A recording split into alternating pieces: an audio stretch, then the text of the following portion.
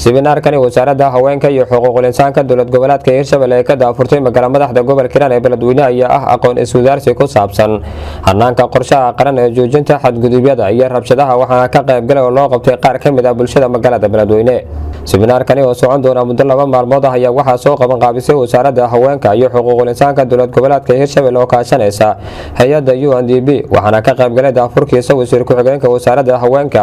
agaasimaha guud ee wasaaradda haweenka iyo xuquuqul insaanka dowlad goboleedka Hirshabelle gudoomiyaha ururka haweenka gobolka Hiiraan iyo mas'uuliyiin kale oo ka tirsan maamulka gobolka Hiiraan.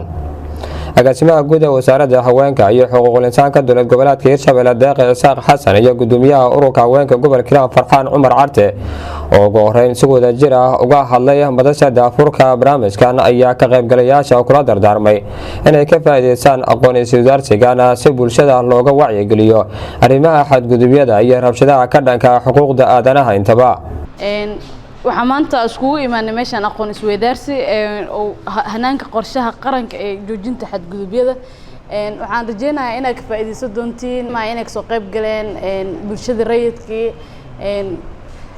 dowladihii oo loogu talagalay wacyigelinta badan ka sameyn lahaa meeshan waxaan u qaybsami doonaa gruubyo oo annagoo ka duuleyna ciwaanka noogu qoro boorka waxaan rajeynayaa in aad ugu faa'iidi doontaan. xadgudub haddaan maqalno waa dareemi karnaa annaga meeshan xanuunaysa haddii aan nahay hooyooyinkii dowlad goboleedka Hirshabelle ama gaar ahaan deegaanka Hiiraan ama degmada Beledweyne hadda aan ku sugannahay tacdiyo badan oo dhacayna waan la kulannay intii aan wax ka qaban karnana waa ka qabanay inta kale wax ka qaban weynana waxaan gaarsiinay hay'adaha ku shaqada leh inay xadgudubyadaas ay ka hortagaan. horta wasaaradda way ku mahadsan tahay in ay maanta barnaamijkan ay idin siiso adinkana waxaa la rabaa inaad ka faa'iideysatiin waqtigiina waa waqti muhiim ah sida ogna saaka waxa ka soo tagteen guriga dayacan hooyooyinaatiin ilmo dayacan waxaa laga yaabaa in ilmo iskool loo diray iyo quraac ay u soo noqonayaan waqtiga waxa u soo geliseen oo juhdiga meeshan u soo geliseen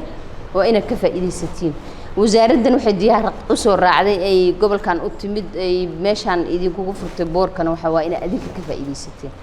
marka waxaan dhihi lahaa waxaan yaan dhayalsan waxa tiinjiilka anaga birina bedeli la anaga meesha waa ka tageynaa bir waxa laga yaabaa kuraasta aan ku fadhin in adinka soo fariisatiin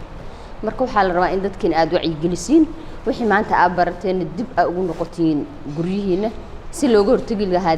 rabshadahaas oo tacdiyada iyo xadgudubyada wato waana mahadsantihiin wassalaamu calaykum waraxmatullahi. xildhibaanad Xaliima Cali Saciid oo ah wasiir ku-xigeenka wasaaradda haweenka iyo xuquuqul insaanka dowlad goboleedka Hirshabelle oo daafurtay barnaamijkan ayaa sheegtay in wasaaradda haweenka iyo xuquuqul insaanka dowlad goboleedka Hirshabelle maalmihii ugu dambeeyay magaalada Beledweyne ay ka waday kulamo iyo tababaro kala duwan oo la siinayo bulshada rayidka waxaana ay faahfaahin ay ka bixisay aqoon isweydaarsigan iyo waxyaabaha uu ku saabsan yahay iyo inta maalmood uu socon doono ayadoona kula dardaarantay ka qaybgalayaasha barnaamijkan inay ka faa'iideystaan casharada la bixin doono si ay u gaarsiiyaan bulshada inteeda kale aan nasiibka u yeelan inay ka soo qayb galaan aqoon isweydaarsigan looga hadlayo xadgudubyada iyo rabshadaha ka dhanka xuquuqda aadanaha. maalmahan waxaa ku sugneen magaalada Beledweyne ee caasimadda gobolka Hiiraan ahna caasimadda ganacsiga ee dowlad goboleedka Hirshabelle maalmihii hore waxaa wadnay aqoon isweydaarsiyo sidaan oo kale ah maantana waxaa nasiib u yeelateen inaad ka soo qayb gashiin aqoon isweydaarsi kale insha Allah wuxuu noo socon doonaa aqoon isweydaarsigeena 2 maalin aqoon isweydaarsigeena wuxuu ku saabsan yahay aqoon isweydaarsi hanaanka qorshaha qaran ee joojinta xadgudubyada iyo rabshadaha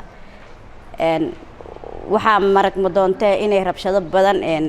dhacaan haddii tahay xilliyada dagaalada jiraan iyo xilliyada dagaalada aan jirin waxaan rajeynaynaa inaa waqtigeena iyo casharada meeshaan quruxda badan oo ka bixi doono inaan ka wada faa'iideysano waxaan rajeynaynaa sida quruxda badan leh oo maanta noogu bilaaban doono inuu bari noogu dhamaado waxaa kaloo rajeynaynaa in waxyaabaha meeshaan aan ka baranay kaliya aysan noqonin wax intii la dhageysto lagu kala tago ee noqdaan wax camaladeena iyo dhaqamadeena hore wax ka bedeli doono rabshadaha waa u jeednaa rabshadaha haweenka loo geysanayo iyo dhibaatooyinka loo geysanayo waxaa wax aad u fara badan waxaa sidoo kale ka tacsiyeynayna falkii foosho xumaayo shalay lagula kacay gabadhii Soomaaliyeed oo u dhalatay Hirshabelle marxuumad Xaliimo waxaan rajeynaynaa dadka dhibkaas geystay inay cadaalad la hor keeno marka aqoon isweydaarsiyadan iyo tababaradan la sameynayo macnaheedu waxa waa in rabshadaas ay joogsadaan kaliya ma ahan wax barnaamijka loo qabanayo haween kaliya haween iyo rag labadooda way iskugu jiraan rag laftirkooda inay joojiyaan dhibaatadaas dhaceyso oo haweenkaas walaalooda ay u geysan doonaan waxaan rajeynaynaa in casharadeen ka wada faa'iideysano barnaamijkeena wuu noo furan yahay